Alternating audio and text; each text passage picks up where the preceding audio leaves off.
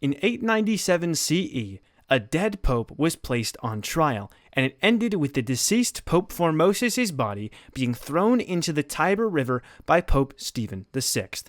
Now, that's the short story, but you're probably wondering why Pope Stephen VI even put him on trial in the first place.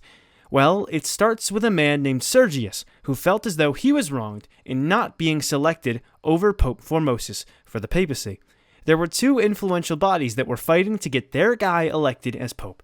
Sergius was a deacon of the church in Rome, and his people strongly pushed for him to be the leader of the church.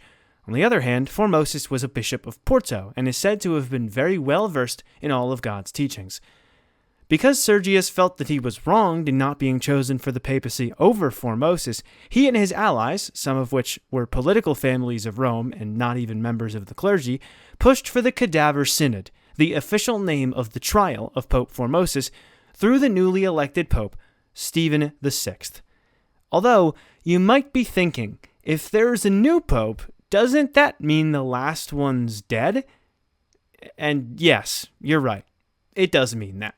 The trial was held 9 months after Pope Formosus had passed, so they had to bring out his body from the grave to place him on trial. The corpse was dressed in priestly raiments and was placed in Peter's chair, after which the corpse was taunted. After the taunting, the body was stripped of the garbs and 3 fingers were chopped off. The body was cast into the Tiber River to never be seen again.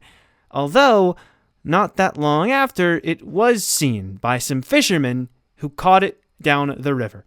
They treated the body as a martyr and took it to the Church of St. Peter, where his body would not stay buried and out of sight. The trial disgusted many people in the Roman clergy and the common people, which led to Pope Stephen being imprisoned and later killed. At this point, there was a period of chaos and instability in the papacy. The instability ended when Sergius ended up being pope after all of the drama and chaos. So, in the end, Sergius kind of got what he wanted, although it was after a long period of time.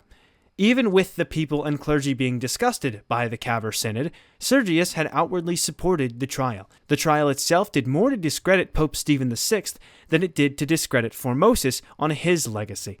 All of these events allowed for a new era in papal politics, which was known for being very corrupt and allowing noble families to be involved with the papal state.